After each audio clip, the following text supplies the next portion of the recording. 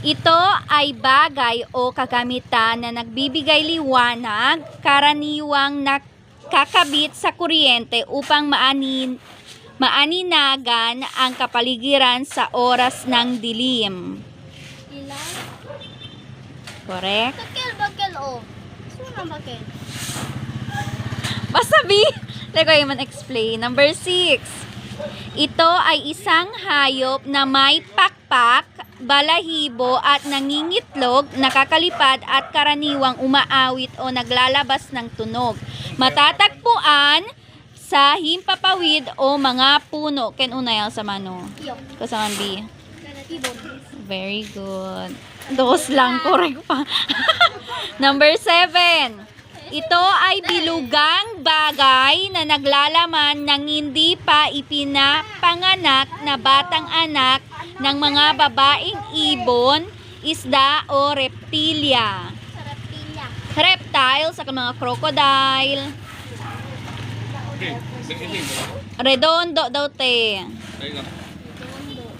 Ito ay bilugang bagay na naglalaman ng hindi pa ipinapanganak na batang anak ng mga babaeng ibon, isda o reptilya.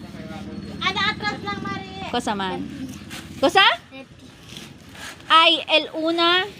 Nagkusa-kusa mo. Kosa to yabla. No. Ulit. Happy Redondo anak del mga kelo, del mga paharo. Pescaw. No, Redondo. cerca ya redondo. Redondo, Jessa, favorite. Ma.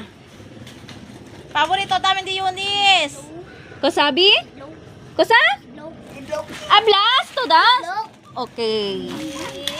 Hindi ko pita intende. Number 8. Oh, mukha natin. Number 8. Ito ay isang bahagi ng lupa na higit na maliit sa kontinente at higit na malaki sa bato na napapaligiran ng tubig. Ito ay isang bahagi ng lupa na higit na maliit sa kontinente at higit na malaki sa bato na napapaligiran ng tubig. Start with letter I. Kasa? Man-end. Ha? Man-end na letter No. A. Si. Man-start na letter I. Man-end na letter A.